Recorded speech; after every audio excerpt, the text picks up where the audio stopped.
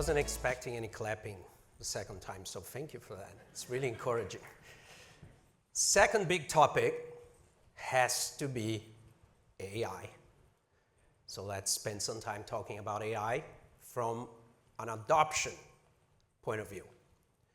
Because if we don't talk about AI, there's this thing called FOMO, which I'm sure you all know what it means, particularly if you have teenage kids like I do. My daughter is always talking about what is she missing out on Instagram. FOMO has become a big thing. So we don't want to feel that we are missing anything out, so let's talk about it. And you're seeing a logo here on screen, and you probably know where I'm going with this. Yes, this is the moment that we all feel bad, or most of us probably. I certainly do. And if you are like me, you have asked yourself, why have I not invested in NVIDIA? So just to make you feel really, really bad, if you had invested only $50,000 in NVIDIA 5 years ago, today you were a millionaire. But you didn't, so you're here in this room. So this session is not about investment advice. However, I did go look into what the experts have to say in what's next in terms of creating and leveraging AI value. There's this little firm called Blackrock that manages $12.5 trillion in wealth management. It's the biggest wealth management firm in the globe. And they have a research arm called the Blackrock Investment Institute. And these guys came up with a framework to define AI value, BAT, where B stands for Buildout, A stands for adoption, and T, guess what? Transformation. 3 phases of value creation for AI. Very quickly, first one, build out. This is all about building computing power for AI. Otherwise, it doesn't work. And that's why NVIDIA has seen such a huge growth. But it doesn't stop there. BlackRock also sees the construction industry getting a big boost. Why? You got to build data centers. They also see energy companies getting a big boost. And this is why they call AI, and they understand AI as a mega force that drives economic growth way beyond what is expected. But we're still looking into this build-out phase from a capital expenditure perspective, where basically what's called the Magnificent Seven, so the big technology companies, are investing outrageous amounts of money, and what BlackRock estimates is $700 billion of investment per year until 2030 in just the build-out phase. That's the big technology firms. But when we get to adoption, it comes to this room. It hits the real economy. And that's where the value is for all of us here. You all have been already adopting AI in your business processes. At Stibo Systems, we ran a survey last year that we asked enterprise leaders to which extent they were adopting AI. On average, 72% in all kinds of functions, logistics, production, marketing, HR, finance, all over the business. And this is about business processes. And what it drives is mostly productivity. So you're doing more or less the same things, and according to BlackRock, there's a 10 to 30% productivity gain. Pretty huge. So it has a true economic impact. And there are some industries that they point out, which are the industries that are benefiting the most and the faster on this. Adoption is key. Cool cool things start to happen when we get to transformation. Because transformation is equal to innovation. And innovation is driven out of creativity.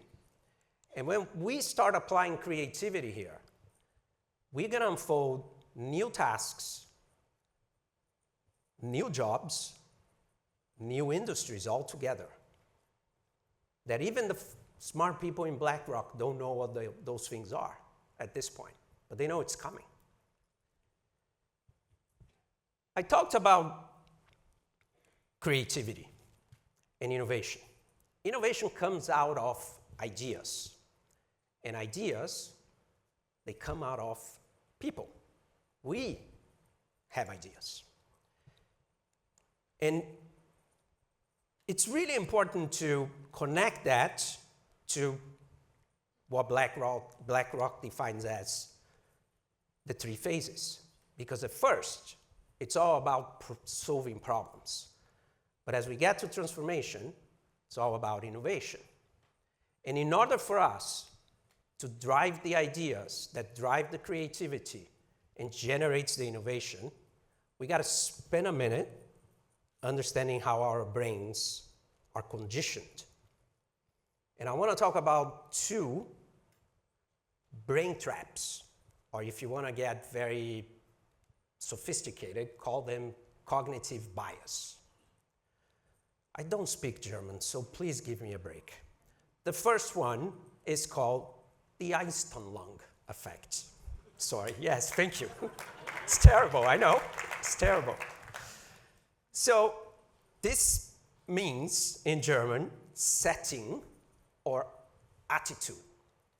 And what this thing does, and it was created by, obviously, a German psychologist, what this thing means is, when you solve a certain problem a certain way, you get biased. And you tend to solve that problem always the same time, the same way. You don't think of alternatives. You jump into the conclusion of the solution you used before that was successful. We are conditioned that way. There's a second mental trap. That one I can pronounce. It's called satisficing, which actually brings two words together. And this term was coined by an American scholar who was also a psychologist, but he also done other things, including winning a Nobel Prize for economics. So really smart guy. And satisficing relates to individuals, but also teams and organizations. And it's this notion or blocker that we tend to a solution that is good enough. And we are okay with saying, well, it solves the problem, I'll go with it. It's satisfying enough. So if we want to have ideas that drive innovation for us to truly transform our business with AI, we got to be able to go beyond those two mental blockers. And guess what? AI is going to help us do that. How? There's two things that AI offers to us at the individual, at the team level, at the organizational level, which are volume and variation that are unprecedented. We can seek new ways and perspectives of how we approach a problem and how we come up with ideas. We can question our methods. And we can experiment at unprecedented volumes and variations. Those things will help us be aware of those mental traps that I just talked about. So next time, when you're thinking about a business process, be it I want to optimize my merchandise assortment if I'm a retailer, and I want to use AI, and I want to adopt AI, think of it from the angle of, what have I tried before? Put that on the side, and then use the power of AI to do volume and variation to take you there. There's a but.